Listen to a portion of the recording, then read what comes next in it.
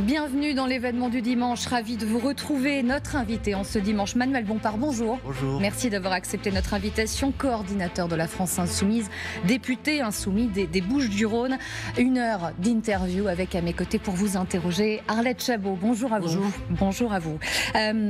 Parlons de l'actualité tragique de ces dernières 24 heures. Il est mort pour un téléphone portable. Un adolescent a été tué hier à Paris, dans le 14e arrondissement. Il sortait de son entraînement de foot, il avait 14 ans, poignardé pour avoir refusé justement de donner son téléphone. 2 mineurs sont en garde à vue, âgés de 16 et 17 ans, poursuivis pour extorsion suivie de mort. Un crime faisant encourir jusqu'à 30 ans de prison pour un mineur. La réaction du ministre de l'Intérieur ne s'est pas fait attendre. Regardez ces mots sur son compte X. Résultat d'une perte de repères, de l'effondrement de l'autorité. Cela exigera la mobilisation de tous pour tourner le dos à une culture de l'excuse. Est-ce que vous êtes d'accord avec le diagnostic posé par Bruno Retailleau ces dernières heures ? D'abord, je veux vous dire que c'est évidemment un événement dramatique. On parle d'un jeune homme qui allait fêter ses 15 ans, je crois, dans quelques jours. Et évidemment qu'en France, on ne peut pas accepter l'idée qu'on meurt à cause d'un téléphone portable à cet âge-là, évidemment. Maintenant, et donc je veux évidemment passer aussi, transmettre mes condoléances à la famille, aux proches de cette personne. Maintenant, je pense qu'il faut essayer de comprendre ce qui s'est passé, puisque effectivement, il semble que les deux personnes qui aujourd'hui sont mises en cause, et la justice dira s'ils sont effectivement coupables, mais en tout cas qui sont mis en cause dans cette affaire, auraient été précédemment déjà coupables de vol avec violence. Ils étaient connus de la justice, en effet, et avaient interdiction de se retrouver, d'être ensemble. Voilà, mais moi je pense qu'on a besoin de savoir exactement ce qui s'est passé. Par exemple, on dit que sur l'un d'entre eux, il y a eu une mesure d'assistance éducative qui a été mise en œuvre. Est-ce qu'elle a effectivement été mise en œuvre ? Vous savez, malheureusement aujourd'hui, par exemple, puisqu'on parle de justice des mineurs, il y a beaucoup de mesures d'assistance éducative qui en fait ne sont pas exécutées parce que les associations qui sont censées les mettre en œuvre, en fait, n'existent pas. Et donc il y a des mesures d'assistance éducative qui sont prononcées, mais qui en fait, à la fin, il n'y a pas de suite qui sont données. Donc je pense qu'avant de s'empresser d'aller utiliser des grands mots sur le sujet, je pense que c'est important de savoir précisément ce qui s'est passé. Ensuite, on nous dit qu'il y a 1 an, il y avait déjà eu des violences à cet endroit. Ça serait intéressant de savoir pourquoi alors cet endroit ne faisait pas l'objet d'une protection particulière, pourquoi il n'y avait pas une police municipale ou nationale qui était sur place pour protéger les jeunes qui allaient à ce stade. La maire écologiste du 14e disait que l'endroit a été surveillé, qu'il y a eu en effet un dispositif mis en place. Si vous voulez, pour être franc, je cherche pas à pointer les responsabilités des uns ou des autres. Je dis qu'on a évidemment un événement dramatique, on peut pas accepter que ce type d'événement puisse se produire et que donc on a besoin de savoir précisément ce qui s'est passé pour essayer de voir quelle réponse politique on peut y apporter. Mais il y a un phénomène d'ultra-violence chez les mineurs, parce qu'on parle de ce qui est arrivé à Paris, mais vous connaissez bien Marseille, et on voit bien l'implication de mineurs de plus en plus jeunes dans le trafic, y compris aussi le recrutement de gamins via les réseaux sociaux pour commettre le pire, c'est-à-dire parfois effectivement un assassinat. Est-ce que vous êtes effrayé ou pas, et est-ce que vous avez des réponses à apporter à ce phénomène ? Alors, je pense que, là vous évoquez après le cas de Marseille, et vous avez raison, il y a aujourd'hui dans les réseaux de criminalité organisée de plus en plus le recours à des mineurs et avec des phénomènes d'ultra-violence. Ça vous inquiète ? Évidemment, à Marseille, je peux vous dire que voir des gamins de 13 ans ou de 14 ans aller exécuter des personnes dans des conflits entre réseaux de criminalité organisée, c'est évidemment très inquiétant.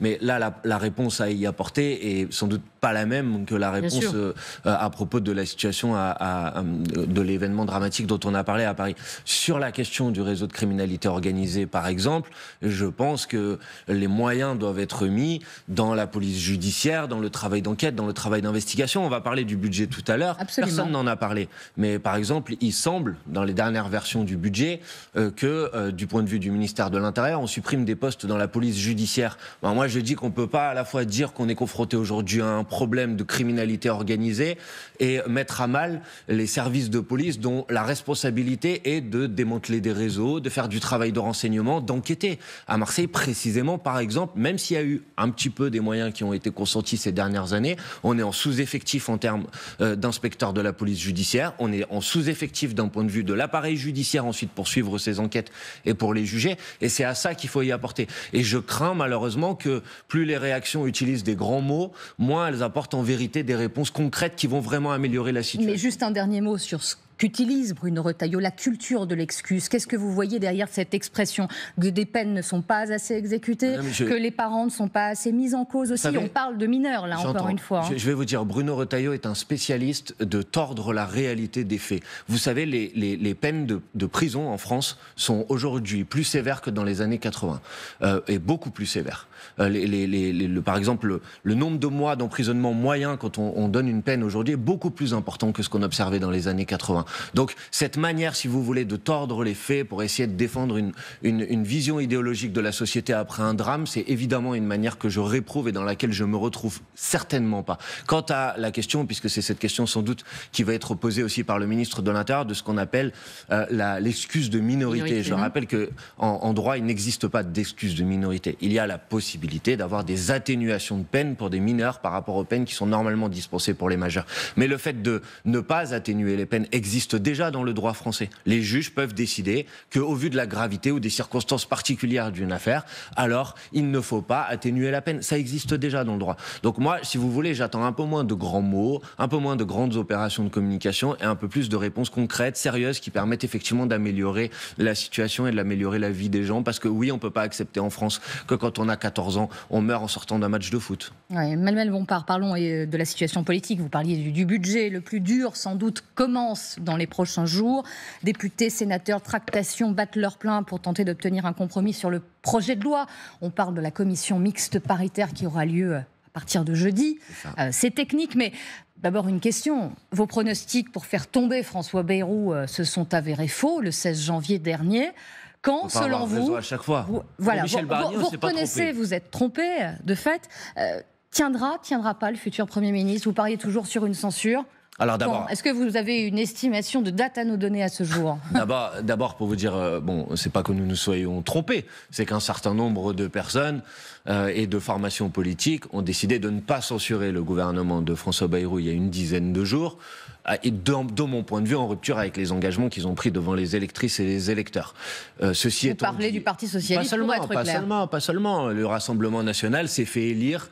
Le Rassemblement National s'est fait élire aux dernières élections législatives autour de l'idée qu'il allait agir pour la rupture avec le macronisme, et il sert aujourd'hui de béquille à la continuité d'un gouvernement voué aux obsessions néolibérales d'Emmanuel Macron. J'en fais la défenseuse du RL, ils avaient dit qu'ils ne censureraient pas après le discours de politique générale. Ils avaient été clairs là-dessus. Peut-être dit, mais quand dans leur campagne vis-à-vis de leurs électrices et leurs électeurs, je ne crois pas qu'ils se soient présentés en disant on va permettre à un gouvernement de M. Bayrou de pouvoir continuer à mettre en place sa mauvaise politique. Donc après, c'est leur problème, c'est leur responsabilité, mais je pense que c'est important que ça soit souligné. Maintenant, vous me posez une question sur la suite. Vous avez dit vous-même, il va y avoir une commission mixte paritaire normalement jeudi prochain, pour que les gens qui nous écoutent le comprennent, c'est-à-dire une réunion dans laquelle il y a des représentants de l'Assemblée nationale et des représentants du Sénat pour se mettre d'accord ou pas sur un projet de budget, et normalement le 3 février ce budget doit revenir à l'Assemblée nationale. Évidemment que si M. Bayrou, comme c'est le plus probable, a recours à l'article 49.3 de la Constitution pour nous imposer ce budget en force, il y aura une motion de censure, et sans doute que cette motion de censure sera examinée autour du 5 ou du 6 février. Il faut 48 heures. Et moi, je souhaite que cette motion de censure, évidemment, elle soit votée, puisque le budget qui nous est proposé, peut-être qu'on va rentrer dans le détail, est un budget qui est un budget le plus austéritaire que la France n'ait jamais connu depuis 25 ans. Et c'est pas moi qui le dis, même la ministre des Comptes publics, Madame Montchalin, le dit. Et ça, en ces termes-là. Elle dit que c'est la plus forte réduction de la dépense publique depuis 25 ans. Or, très concrètement... Parce que des efforts sont à faire, ça, vous êtes aussi en capacité de le Mais il y a plusieurs manières de faire des efforts. Vu l'état du déficit et de nos finances publiques. Évidemment qu'il faut lutter pour réduire le déficit. Mais vous savez, quand vous luttez pour réduire le déficit, vous avez plusieurs leviers. Soit vous décidez de baisser les dépenses, soit vous décidez d'augmenter les recettes. Ce gouvernement s'inscrit dans une logique simple, il refuse toute augmentation significative des recettes et il veut baisser les dépenses. Pour que les gens qui nous écoutent le comprennent, parce qu'ils peuvent se dire baisser les dépenses c'est peut-être une bonne idée, ça se traduit de manière très concrète.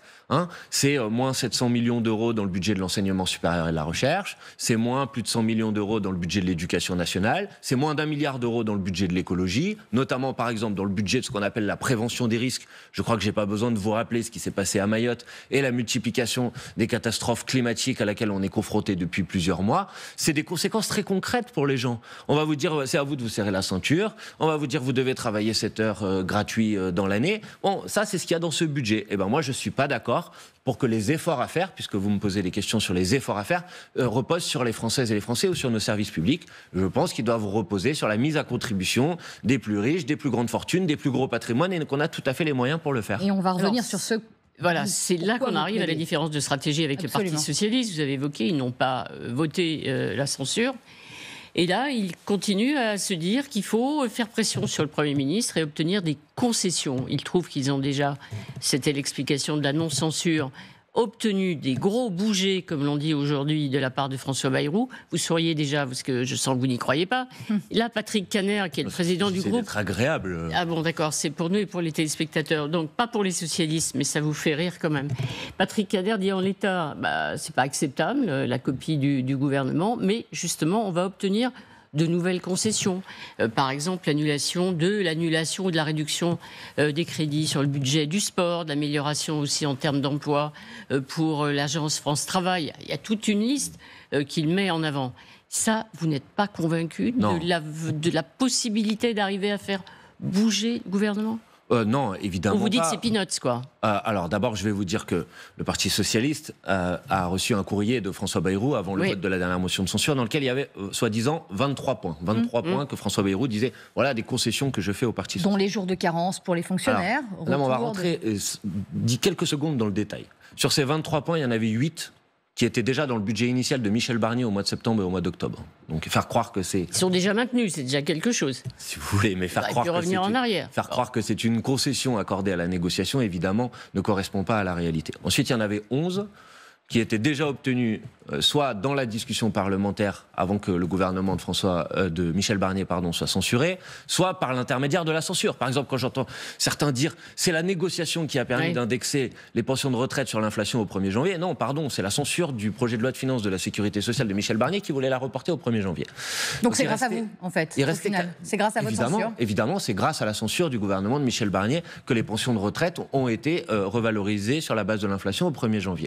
Et ensuite, sur les 4 autres points, parce que moi je veux bien qu'on me dise qu'il y a des concessions extraordinaires, on apprend depuis le moment où ces points ont soi-disant été accordés. Par exemple, on nous a dit les socialistes ont obtenu le fait qu'il n'y ait plus les 4000 suppressions de postes dans l'éducation nationale. La semaine dernière au Sénat, les sénateurs macronistes ont voté contre le rétablissement de ces 4000 postes. C'est-à-dire que dans le budget du Sénat, aujourd'hui, celui qui a été voté par le Sénat, il y a la suppression des 4000 postes d'enseignants. Oui, mais il y aura un retour en arrière, justement. On parle de ce fameux débat de la commission mixte paritaire. Le gouvernement dit, non, on va à nouveau rétablir les 4000 postes. Peut-être, mais dans le même temps, au Sénat, le gouvernement propose un amendement pour réduire de 100 millions d'euros le budget de l'éducation nationale. Les 4000 postes budgétés sur cette année, c'est 50 millions d'euros. Donc, à chaque fois, ils font pareil. Ils vous rendent 50 millions, mais ils vous prennent 100 millions sans vous dire à quel endroit on va le faire. On m'a dit, oui, on a obtenu la suppression des 3 jours de carence, vous savez, pour les congés maladie des fonctionnaires. Bon, effectivement, ils ont renoncé aux 3 jours de carence. Et vous soulignez l'indemnisation, en effet, qui baisse. Ils ont réduit l'indemnisation de 100% à 90%. Attendez, juste pour pas que ça soit trop technique, mais quand même précis pour les gens qui nous écoutent. C'était à peu près 250 millions d'euros, les 3 jours de carence, en fait, qui étaient prélevés sur les fonctionnaires. Donc, finalement, on ne prélève pas ça, et à la place, on fait l'indemnisation à 90% au lieu de 100%, c'est-à-dire qu'on leur prélève 800 millions d'euros. Alors, si vous considérez que vous redonnez 250 millions d'un côté et vous prendre 800 millions de l'autre, c'est une bonne opération, on n'a pas la même vision des choses. Ça veut dire que les socialistes sont des naïfs ou des menteurs ? Non, je pense qu'il y a d'abord une forme de naïveté.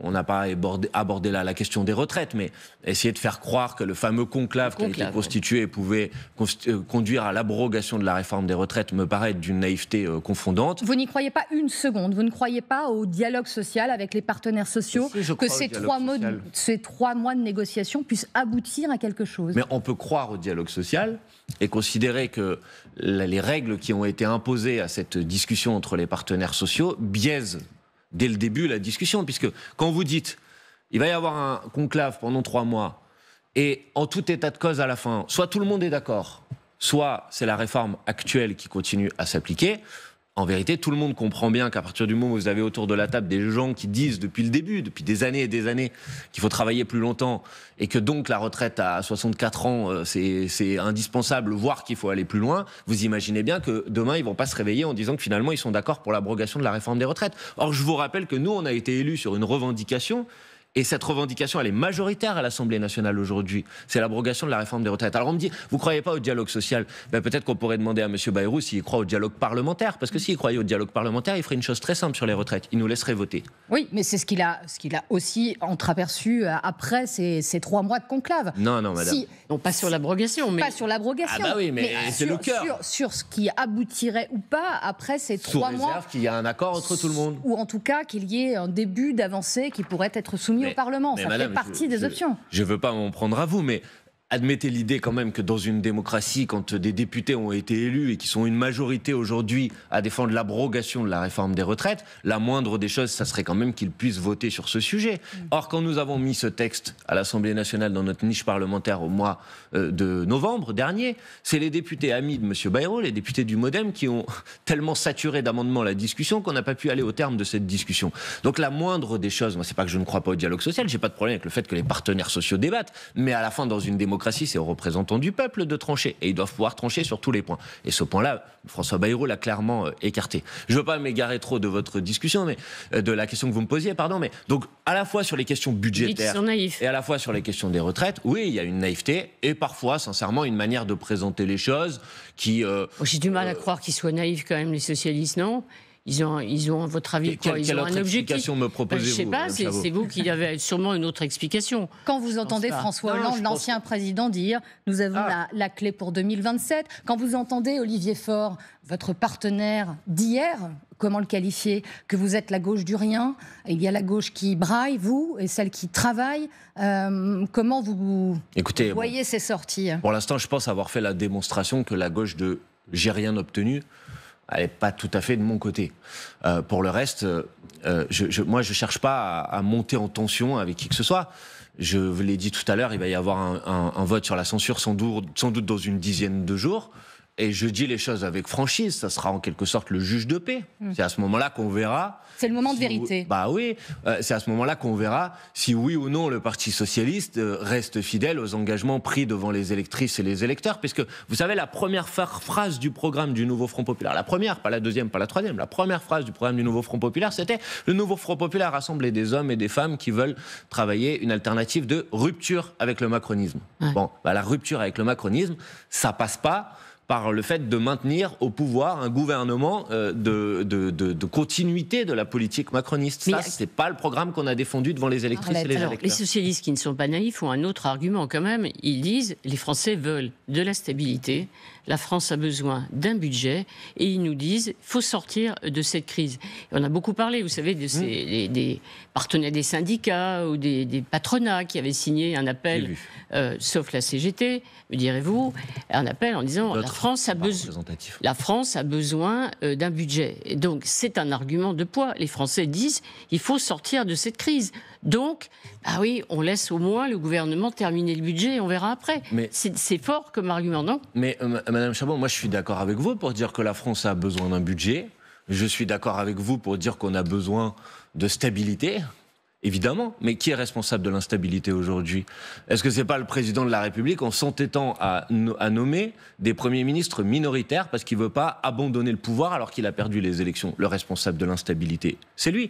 Quant au budget, évidemment qu'on a besoin d'un budget, mais le fait qu'on ait besoin d'un budget ne peut pas nous conduire à accepter un budget qui est un budget qui va se traduire par un désastre économique et social. J'ai entendu Madame Vautrin dire que le coût de la censure était de 12 milliards d'euros.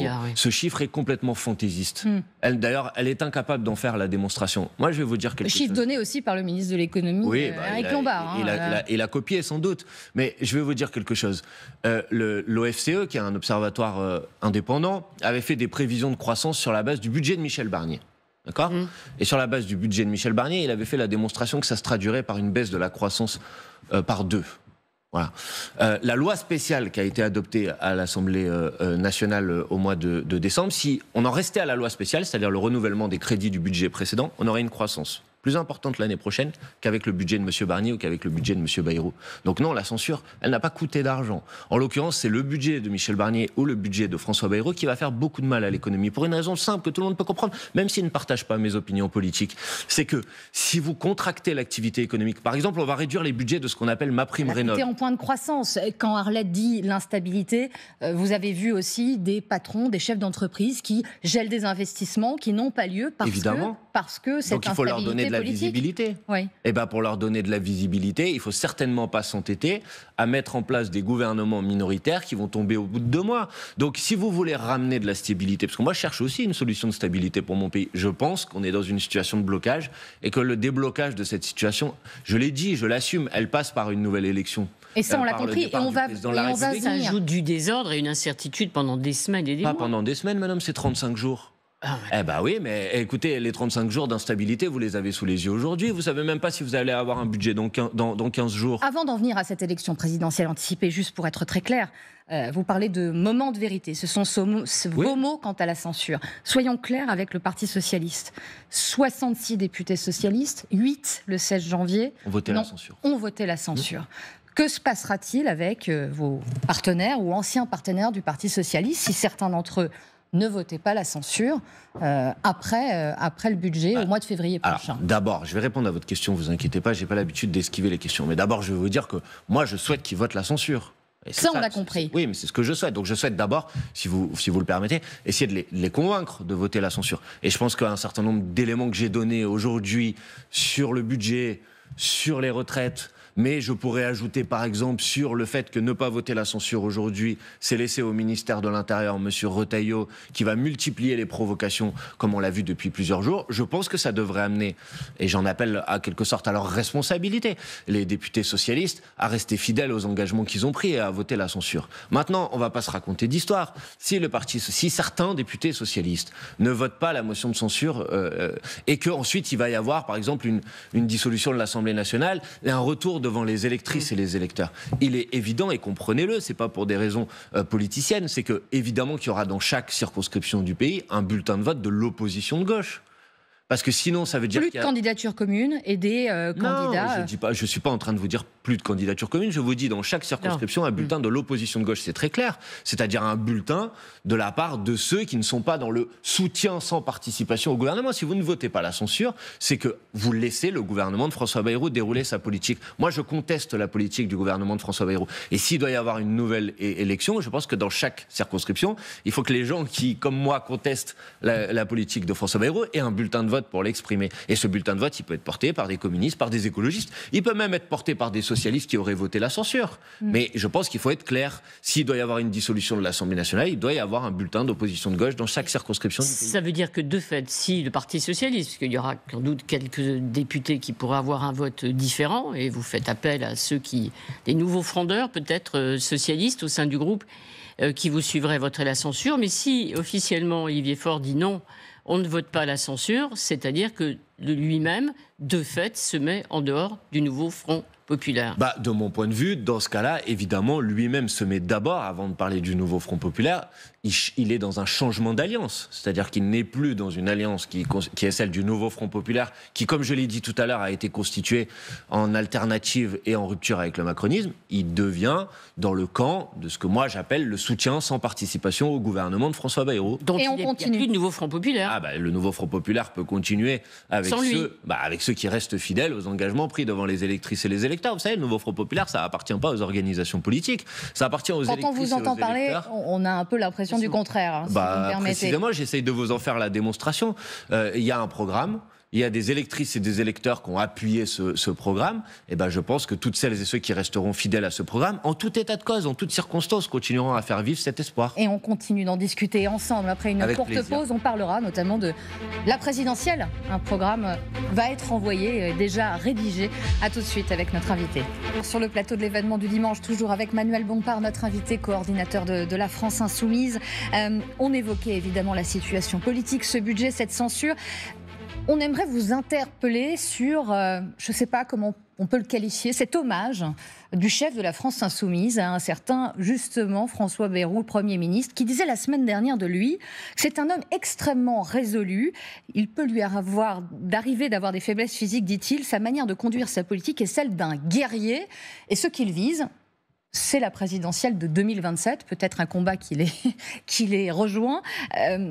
Vous en pensez quoi d'abord de ce type de déclaration à l'encontre du Premier ministre? Et par ailleurs, il est un invité demain de LCI, Darius Rochebin, le Premier ministre. Qu'attendez-vous de sa prise de parole et de cette interview? D'abord, vis-à-vis de la caractérisation que fait Jean-Luc Mélenchon de François Bayrou, c'est vrai que depuis que François Bayrou a été nommé Premier ministre, on a tendance parfois à le considérer de manière un peu méprisante, comme quelqu'un qui serait pas très intelligent, etc. Je ne crois pas du tout à cette lecture, et de ce point de vue-là, je suis d'accord avec Jean-Luc Mélenchon. C'est quelqu'un d'extrêmement rusé, qui est très doué pour essayer de faire croire aux gens, à des gens différents, des choses différentes, qui est très rusé pour essayer d'entourlouper un petit peu tout le monde. Et d'un certain point de vue, l'exercice auquel il s'est livré au moment de son discours de politique générale correspondait assez à cet exercice. Vous savez qu'il Il a vanté les qualités d'ailleurs de Jean-Luc Mélenchon, lui reprochant sa trop grande conflictualisation. Vous avez vu que je vante ses qualités, mais pas forcément pour en dire que du bien. Il y a un mais après, c'est ça? Non, pas du tout. Je veux dire, je trouve qu'il y a une forme de ruse dans sa manière de faire, et qui se traduit par exemple par ce qu'on disait tout à l'heure vis-à-vis du Parti Socialiste, c'est-à-dire faire croire qu'il a accordé des concessions alors qu'en fait elles ne correspondent pas à la réalité. Et ça, c'est vrai que c'est une caractéristique sans doute de François Bayrou. Mais à l'homme de gauche que vous êtes, pardonnez-moi, l'homme de gauche que vous êtes, l'idée et la manière de faire là, qui consiste finalement à ne plus dépendre du Rassemblement national, doit quand même un peu vous satisfaire, non? Mais madame, moi, mon sujet, c'est est-ce que la politique mise en place par ce gouvernement répond aux aspirations, aux urgences que rencontrent les Françaises et les Français? Parce qu'on me dit, François Bayrou, il n'y a pas que le budget. Par exemple, au 1er janvier de cette année, François Bayrou, s'il avait voulu faire un geste de gauche, comme vous dites, il aurait pu augmenter le SMIC. Il aurait pu le faire. Il aurait pu faire un coup de pouce sur le SMIC. Il ne l'a pas fait. Il aurait pu décider de suspendre la mise en œuvre de la réforme de l'assurance chômage, vous savez, qui va se traduire par une baisse d'indemnisation au chômage pour des centaines de millions de personnes dans notre pays. Il ne l'a pas fait. Donc je veux dire, le problème, moi, je cherche pas. Je regarde la politique qui est mise en œuvre et je vois bien que cette politique-là, en vérité, elle s'inscrit dans la continuité avec la politique d'Emmanuel Macron. En tout cas, on s'oppose à la politique d'Emmanuel Macron, donc on s'oppose à la politique de François Bayrou. Candidat ou pas en 2027, ça c'est encore une interrogation. Mais Jean-Luc Mélenchon, Arlette, y pense beaucoup et même tout le temps. Alors, certains se demandent si on ne va pas revivre 2012. François Hollande y songe, Jean-Luc Mélenchon s'y prépare et François Bayrou, franchement, peut aussi un jour se dire que pourquoi pas. On va revivre 2012 en 2027 ? Mais d'abord, je pense que, puisque vous m'interrogez sur Jean-Luc Mélenchon, la préoccupation principale de Jean-Luc Mélenchon aujourd'hui, c'est de débarrasser le pays de 2 ans et demi de politique d'Emmanuel Macron supplémentaire. C'est ça notre préoccupation. La sienne, la mienne, la nôtre, collective. Parce que je dis ça parce que parfois j'entends où on essaye de faire croire que si nous sommes dans l'opposition à Emmanuel Macron ou à François Bayrou, ce serait pour des raisons en quelque sorte d'intérêt personnel de Jean-Luc Mélenchon, je ne sais qui. Mais ça se dit souvent, c'est pas faux. Mais c'est évidemment faux. Enfin, je veux dire, évidemment que la question elle est politique. Que oui, on assume, moi j'assume une obsession, puisque c'est le terme qui est parfois employé, mais cette obsession c'est de protéger les Français de 2 ans et demi de politique macroniste. Ça c'est mon obsession, je vous le confirme. Et ça passe effectivement par l'organisation d'une élection présidentielle anticipée. Et parce qu'on est des gens sérieux, évidemment que quand on se prépare à une élection d'une si grande importance, il faut prendre les devants. Donc on a pris les devants sur les parrainages d'élus, je l'assume.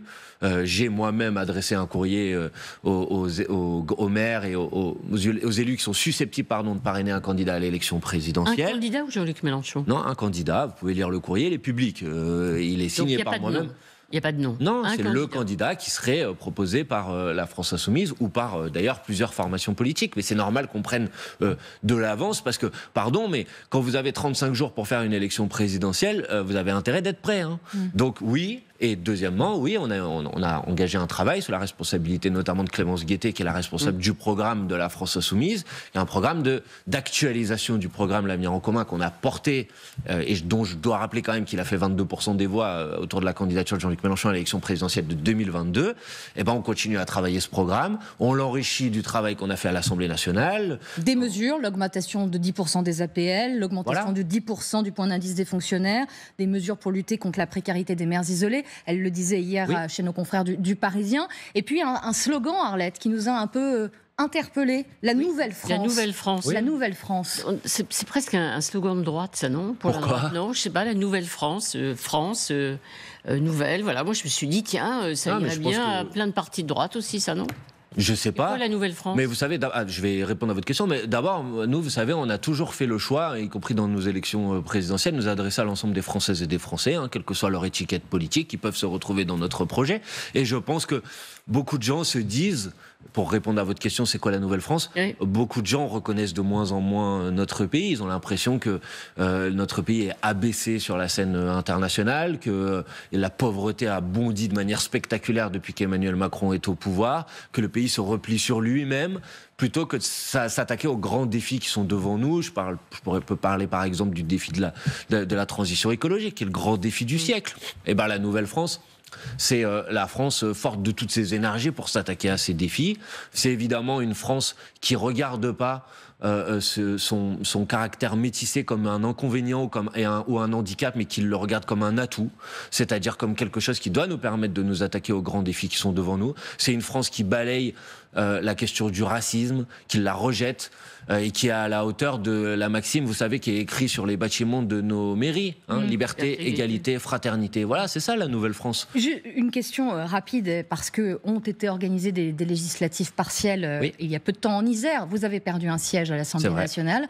Est-ce que vous y voyez une alerte? Est-ce que vous entendez les appels de... Là, on peut appeler ça d'anciens partenaires. Je pense à François Ruffin, qui le dit, les résultats doivent être regardés de près, non pour être mis au passif des fantassins sur le terrain, mais pour les généraux dans les bureaux. C'est peut-être vous qui êtes visé, mais en dehors, c'est la Bérésina, un vote repoussoir massif. Ne changeons rien, fonçons droit dans le mur. Écoutez, d'abord, je vais vous dire, je ne sais pas si c'est à moi dont il parle, puisque en l'occurrence, je ne sais pas si je suis un général, mais ce que je peux vous dire, c'est que dans cette campagne, je n'étais pas dans mon bureau, moi, j'étais sur le terrain et je suis allé donner le coup de main à la candidature de Lies Loufoque. Tandis que M. Ruffin, qui nous adresse aujourd'hui ses reproches, je ne sais pas si c'était un général, mais en tout cas, je sais qu'il était, lui, dans son bureau. Donc, franchement, je ne pense pas très intéressant de venir polémiquer sur ce sujet. Il y a eu effectivement... Mais cette défaite, elle dit quoi? Attendez, il y a eu une élection législative partielle dans cette circonscription. C'est une circonscription, la première circonscription de l'Isère, qui est une circonscription historiquement de droite. Historiquement de droite. Nous avons réussi à arracher ce siège en juillet 2024, à la faveur d'une triangulaire au deuxième tour, d'accord, et à la faveur d'une participation très importante, puisqu'il y avait eu quasiment 70% des gens qui avaient voté. On est là dans une élection législative partielle. Dans cette élection législative partielle, la participation a été autour de 35%. Très peu de mobilisation. Divisé par deux, et il n'y avait pas de triangulaire. Donc évidemment qu'on est déçu d'avoir perdu, mais essayer de tirer des enseignements nationaux d'une défaite dans telle circonstance ne correspond pas à la réalité. Et j'ajoute deux paramètres qui sont quand même intéressants à savoir. Premièrement, c'est que le Rassemblement national, qui passe son temps à dire qu'il doit être dans la rupture avec le macronisme, a appelé à voter pour la candidate macroniste au deuxième tour pour battre un candidat de l'opposition. Et donc, il a préféré un macroniste qu'un candidat de l'opposition, le Rassemblement national, dans cette circonscription. Et deuxièmement, que M. Glucksmann, qui donne des leçons à la gauche en permanence, a refusé de soutenir le candidat Lies Loufoque, qui était pourtant le candidat soutenu par l'ensemble du Nouveau Front Populaire. S'il y a des responsables à cette situation, je pense qu'il faut plutôt regarder vers eux. Oui. Arlette Chabot, parlons à présent de l'immigration, justement. Bruno Retailleau partout, tout le temps, qui a remis dans l'air une idée, un référendum, une consultation. On l'écoute, il était en déplacement jeudi dernier. S'il y a bien un sujet où il faudra un jour que les Français en délibèrent, c'est l'immigration.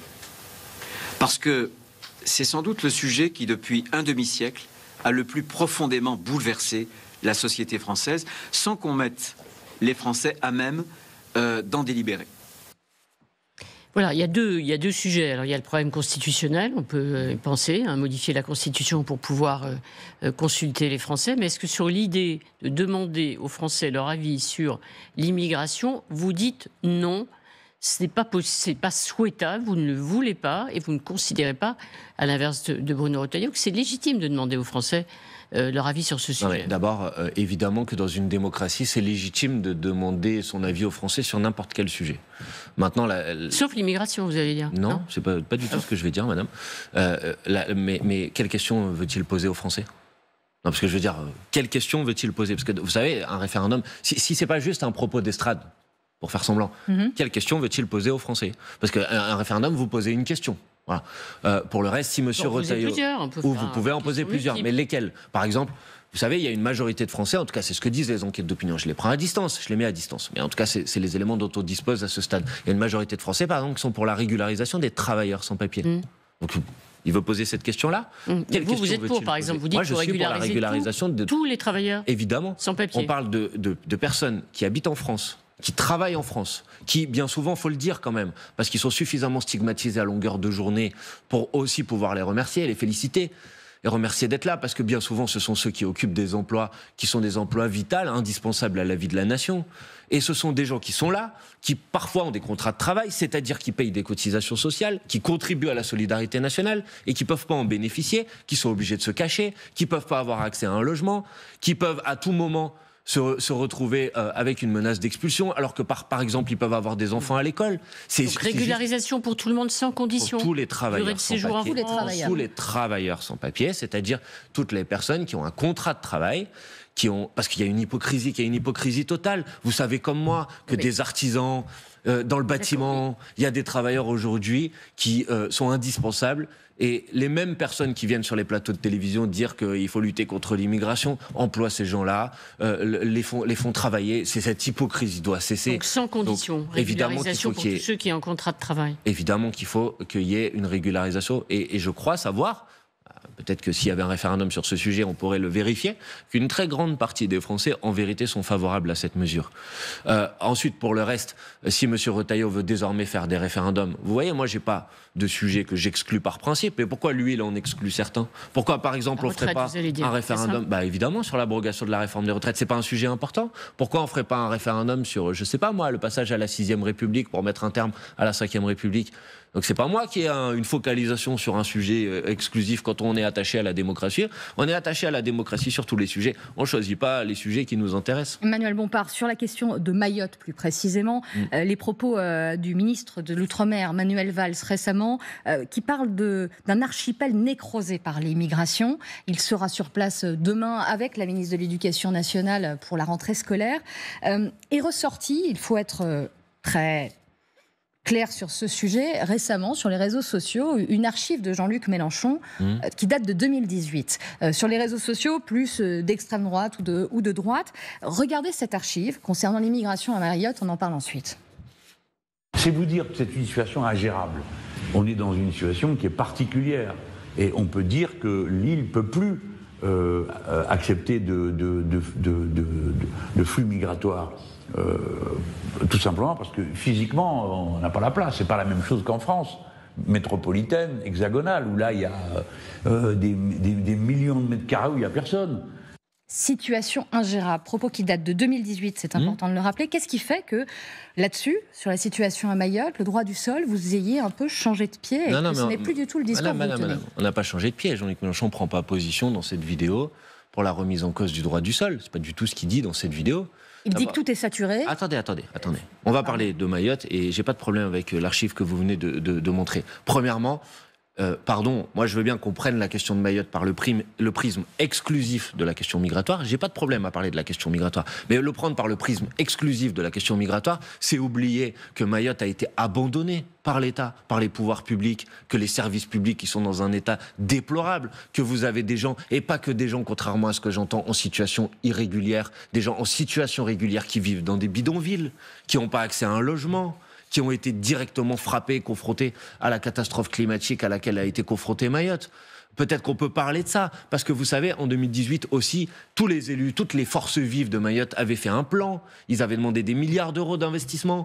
Et leur proposition ne se focalisait pas. On peut aussi peut-être parler de l'immigration et de cette situation. Mais je vois que le ministre de l'Outre-mer ne parle que de ce sujet pour parler de Mayotte, alors que vous avez des problèmes d'accès à l'eau. Vous n'avez pas l'eau tous les jours à Mayotte. Vous êtes obligé de vivre dans un bidonville. Vous ne pouvez pas aller à l'école et les urgences et l'hôpital est complètement saturé. Donc peut-être qu'on peut parler de ça aussi. Maintenant, sur la question migratoire, pour que les choses soient claires, évidemment que Mayotte seule ne peut pas faire face aux flux migratoires qui viennent en particulier des Comores ou de l'Afrique. Comment faire? Discuter avec les Comores? Et d'abord, plusieurs choses. C'est fait. Premièrement, sur les situations d'urgence, il y a une procédure qui est le visa territorialisé qui dit qu'en fait, c'est Mayotte qui doit assumer seul les difficultés. Moi, je suis contre ça. Je pense que la solidarité nationale doit s'appliquer sur, par exemple, des enfants ou parfois, pourquoi ce serait à Mayotte d'assumer seul le devoir de solidarité qui est le nôtre? Et ensuite, il faut s'attaquer aux causes de la migration. Et les causes de la migration, ça passe nécessairement par une discussion avec les autres pays, avec les Comores en particulier, pour que eux, ils mettent en place un certain nombre de mesures qui ne favorisent pas l'exil. Oui, bien sûr, c'est compliqué. Bien sûr que c'est compliqué. C'est très difficile. Je vous dis pas que c'est facile. Mais en l'occurrence, pour l'instant, parce que l'autre mesure, c'est quoi? L'autre proposition, la mienne est compliquée, mais l'autre, elle est inefficace. Réformer le droit du sol? Mais madame, le droit du sol ne s'applique déjà plus à Mayotte en l'état actuel. Il est déjà réduit, mais il le réduira encore un peu plus. C'est pas dissuasif. Il n'a pas été réduit. Une personne de nationalité étrangère qui vient à Mayotte et un enfant qui naît de parents de nationalité étrangère à Mayotte n'a pas la nationalité française à Mayotte. Bon, cette mesure a été mise en place il y a quelques années. Est-ce que, avant d'envisager une autre remise en cause du droit du sol, est-ce qu'on peut regarder une minute si ça a eu un impact? Parce que moi, je veux bien qu'on me dise c'est ça qu'il faut faire, mais ils ont fait ça et ça n'a pas eu d'impact. Au contraire, on nous dit que les flux migratoires sont encore plus importants qu'avant. Donc, il faut arrêter de faire croire que la personne qui vient aujourd'hui à Mayotte, elle imagine 15 ans après que son enfant va avoir la nationalité française. C'est des gens qui fuient une situation de difficulté économique. Et ben donc c'est à ça qu'il faut s'attaquer. Et oui, c'est pas facile. Oui, ça prend du temps, mais ça marchera mieux que toutes les mesures démagogiques qui sont proposées par ailleurs et qui saturent aujourd'hui le débat public. Donc moi, je dis à nos compatriotes de Mayotte, d'abord qu'ils ont notre soutien, notre solidarité, et que l'État les a abandonnés et que c'est à ça qu'il faut répondre. Et qu'on a un certain nombre de propositions à mettre sur la table sur ce sujet. Manuel Bompard, on arrive à la fin de cette émission. On ne peut pas ne pas vous poser la question. Rima Hassan, l'eurodéputée insoumise, a voté cette semaine au Parlement européen contre la résolution demandant la libération de l'écrivain franco-algérien Boualem Sansal. Arlette Chabot. Comment comprendre Elle a voté contre, d'autres se sont abstenus. C'est le cas de Manon Aubry, qui était votre tête de liste aux européennes. 5 groupes sur 8 avaient proposé cette résolution pour demander la libération immédiate et inconditionnelle. Ça veut dire que vous renoncez à défendre la liberté d'expression, ça veut dire la liberté aussi de contester un pouvoir qui, je ne sais pas ce que vous en pensez, est tout sauf démocratique quand même. Madame, d'abord, je vais vous dire que je trouve assez odieuse, vous n'en êtes pas responsable, vous reprenez ce qui a existé depuis vendredi, la focalisation exclusive sur Rima Hassan. Vous savez, il y a d'autres députés européens français, de la France insoumise y compris, qui n'ont pas voté cette résolution. Oui, on l'a dit. Anthony Smith et Maforo. Oui, mais sur le bandeau, il y a marqué Rima Hassan. Pourquoi? Parce qu'elle s'appelle Rima Hassan. Je trouve scandaleux la manière avec laquelle elle a été, pointée de manière individuelle. Ça, c'est la première chose que je veux vous dire. La deuxième chose, c'est que cette résolution n'était pas une résolution demandant exclusivement la libération de Boualem Sansal. Non, parce que si ça avait été le cas, parce que si ça, en Algérie aussi. Non, si ça avait été le cas, évidemment que nous l'aurions voté. Vous savez, moi, le 26 novembre sur France Inter, j'ai demandé la libération de Boualem Sansal. Le 1er décembre sur CNews, le 17 décembre sur Sud Radio. Donc, je ne souffre pas d'ambiguïté sur ce sujet. Le problème, c'est que cette résolution ne se contentait pas de demander la libération de Boualem Sansal. Elle menaçait de suspendre l'accord d'association entre l'Union européenne et l'Algérie, ce qui me semble être une mesure qui contribue dans le contexte français auquel on assiste depuis des mois et des mois, avec notamment les provocations de M. Retailleau. Ça n'a pas du tout figuré dans la justification de Rima Hassan, peu laborieuse ces dernières heures. Qu'il a enfreint, Rima Hassan, il n'a pas été condamné pas pour ce qu'il a écrit, mais parce qu'il a enfreint l'article 47, si on peut reprendre tous les tweets, 47 du code pénal algérien. C'est factuellement vrai, ça. C'est factuellement vrai. Ce qu'elle dit là est factuellement vrai. Est-ce que ça justifie... Attendez. Ça ne justifie pas son incarcération. Évidemment non, mais c'est factuellement vrai. Mais évidemment, ça ne justifie pas, et elle ne le justifie pas d'ailleurs. Donc écoutez, franchement, attendez, je vais vous dire les choses franchement. Maintenant, on va sortir un petit peu des hypocrisies. D'accord ? Évidemment qu'on ne peut pas être d'accord avec le fait qu'une personne, pour des opinions qu'elle a exprimées, se retrouve derrière les barreaux. Alors pourquoi avoir voté contre ? Attendez.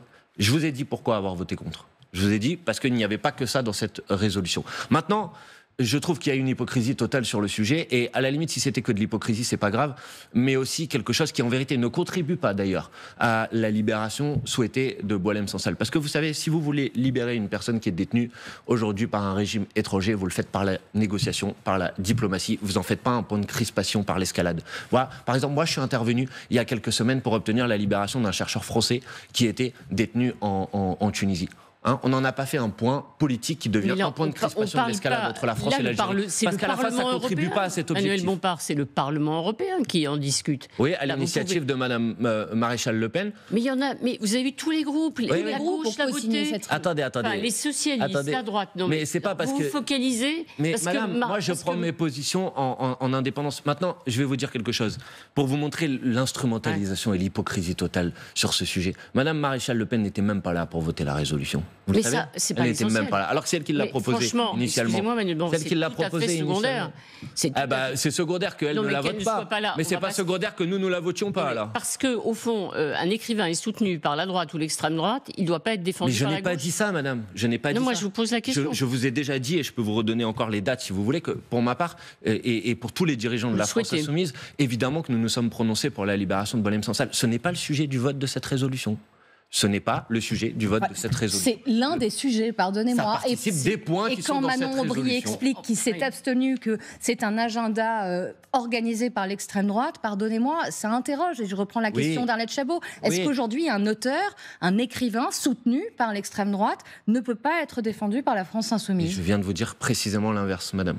Donc évidemment que le problème... Moi, j'ai toujours dit qu'une personne ne peut pas être détenue pour ses opinions, même si je désapprouve évidemment ses opinions. Raphaël Glucksmann, votre partenaire, parle de honte quant à ce vote contre. Vous voyez, M. Glucksmann parle de honte.